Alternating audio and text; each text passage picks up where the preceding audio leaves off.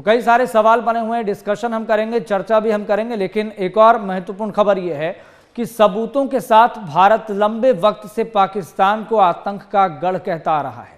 लेकिन अब इस बात को खुद पाकिस्तान भी मान चुका है कि वो आतंकियों को पाल रहा है, उनका वित्तीय पोषण कर रहा है। एक टीवी चैनल को दिए इंटरव्यू में पाकिस्तान के रक्षा मंत्री ख्वाजा आसिफ ने यह कबूला है कि पाकिस्तान बीते 30 साल से आतंकियों को पालने का घिनौना काम कर रहा है। सुनिए। The things cooled down then, and now again the same thing is. You do admit, sir, that Pakistan has had a long history of backing and supporting and training and funding these terrorist organizations. Well, we have been doing this dirty work for the United States for about 3 decades, and West, including Britain. So that's your argument that even though that was a mistake, and we suffered for that, and that is why you are saying this to me. If we had not joined the war against Soviet Union and later on the war after 9/11, this Pakistan's track record, was not unimpeachable track record. Defense Minister, I just want to get back to this particular incident.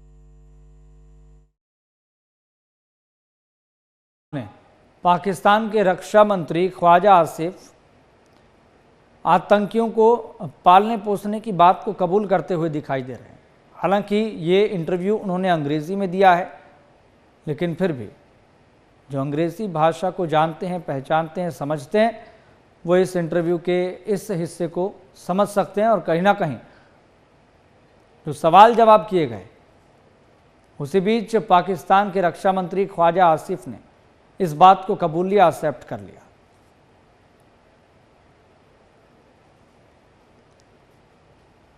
लेकिन पहलगाम आतंकी हमले के बाद जिस तरीके से भारत में गुस्सा है, भारत में आक्रोश है,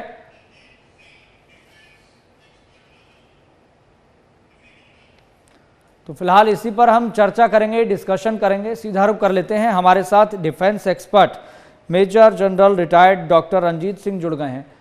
सर, आपका बहुत बहुत स्वागत है MH1 न्यूज़ पर। जी, जय हिंद। रंजीत जी, सबसे पहला सवाल तो ये, क्योंकि अभी मैं रिसर्च कर रहा था और यूट्यूब पर कुछ पाकिस्तानी मीडिया चैनल्स को फॉलो कर रहा था कि आखिर वहाँ पर चर्चा किस बात की चल रही है। कुछ यूट्यूबर पाकिस्तानी पत्रकार भी हैं जो बहुत बेबाकी से अपनी बात रखते हैं, राय रखते हैं।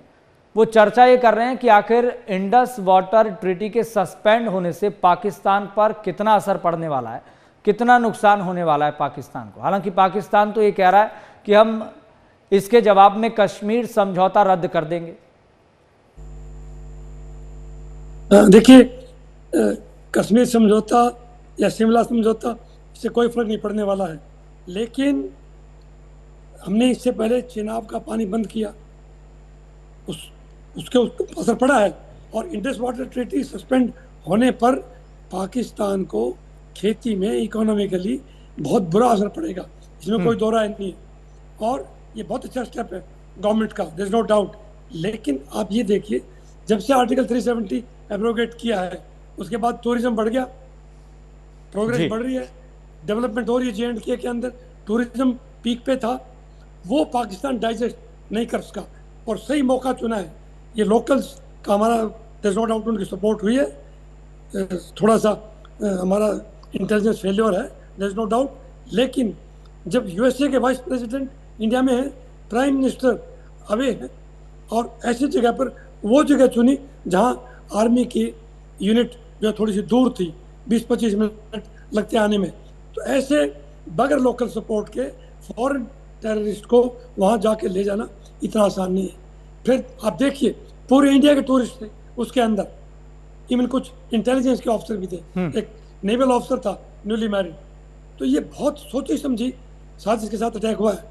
4-5 दिन पहले पाकिस्तानी चीफ मुनीर ने क्या बकवास की थी, 2 हिंदू मुस्लिम इंडिया पाकिस्तान इकट्ठे नहीं, हिंदू और मुसलमान इकट्ठे नहीं हो सकते, वो जहर उगला था, आपको याद होगा। तो इसलिए ये सब कनेक्टेड हैं, और तब जाकर के ये अटैक किया गया है, इसमें कोई दो राय नहीं।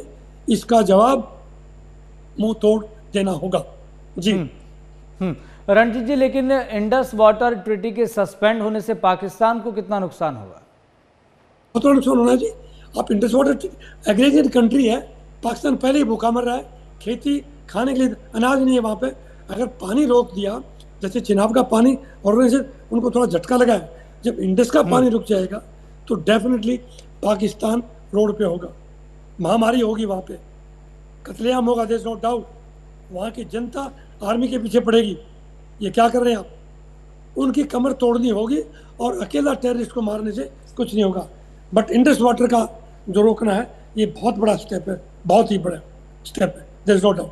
हमारे ऊपर वर्ल्ड प्रेशर आएगा, चाइना भी कुछ ना कुछ करेगा। चाइना ब्रह्मपुत्र के ऊपर डैम बनाना शुरू कर रखा है, जस्ट डोंट वरी। हाँ, कुछ नहीं कर पाएगा चाइना, लेकिन हमने ये जो स्टेप लिया है ये कंटिन्यू रखना होगा अगर पाकिस्तान को मैट पर लाना है। जी बिल्कुल, इस स्टेप को, इस बोल्ड स्टेप को कहीं ना कहीं कंटिन्यू रखना पड़ेगा। अभी पाकिस्तान में भी ये खलबली मची हुई है कि भारत कहीं अटैक ना कर दे। यस, और वहां पर चर्चा ये चल रही है, खुद पाकिस्तानी पत्रकार ये भी चर्चा कर रहे हैं कि पाकिस्तान के पास जो मिलिट्री है, जो एयरक्राफ्ट हैं या फिर जो भी इक्विपमेंट्स हैं जो जंग में इस्तेमाल होते हैं, उनके लिए स्पेयर पार्ट्स के लिए भी पैसा नहीं है, पेट्रोल के लिए पैसा नहीं है, क्योंकि अब जंग तो स्वाभाविक है कि पैसों से लड़ी जाती है। लेकिन पाकिस्तान की माली हालत है इस मामले में। अभी हम एक डेटा भी दिखा रहे थे कि भारत कितना ताकतवर है, पाकिस्तान कितना कमजोर है। देखिए जी, पाकिस्तान की जो डिफेंस फोर्सेस है वो इंडिया के मुकाबले में कुछ भी नहीं है, इसका कोई कंपैरिजन करने की जरूरत है ही नहीं। Forget about nuclear attack Russia ने किया यूक्रेन पे, 3 साल हो गए। इजराइल ने किया जी, उसके पास न्यूक्लियर है, तो न्यूक्लियर वेपन जो है वो कोई खिलौना नहीं है और लिया पाकिस्तान चला देगा। फिर हमारे पास न्यूक्लियर वेपन का डेटरेंस भी है, ऐसा नहीं है इंडिया आज 62 वाला इंडिया नहीं है। So therefore just leave it. लेकिन defence wise army, navy, air force India बहुत आगे है। आप नेवी देख लीजिए, विक्रांत और विक्रमादित्य, हमारे पास वॉरशिप्स कितने, हमारे पास पनडुब्बी। सो पाकिस्तान कहाँ है? पाकिस्तान स्टैंड्स नोवेयर, वो भूखा मर रहा है बेचारा। उनके पास न हथियार है, न पेट्रोल डीजल है उनके पास गाड़ियों के लिए, न उनके पास एमिनेशन है।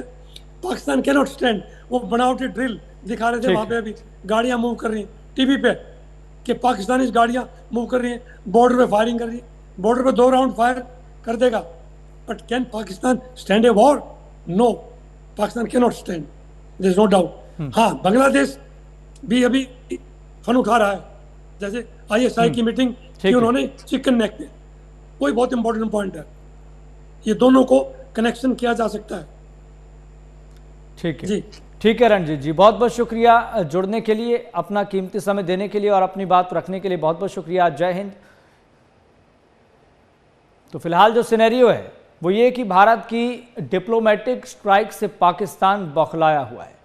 तो वाटर स्ट्राइक जब से भारत ने की है, पाकिस्तान में खलबली मची हुई है और पाकिस्तानी मीडिया में चर्चा चल रही है कि भारत ने अगर पाकिस्तान पर अटैक कर दिया तो पाकिस्तान कितने समय तक सरवाइव कर पाएगा। हालांकि पाकिस्तान की मिलिट्री की हालत ये है, वहाँ के जंग में इस्तेमाल होने वाले उपकरण और हथियारों की हालत ये है कि उनके पास स्पेयर पार्ट्स खरीदने तक के पैसे नहीं है। फिलहाल आपको एक बड़ी जानकारी से भी रूबरू करवाएंगे।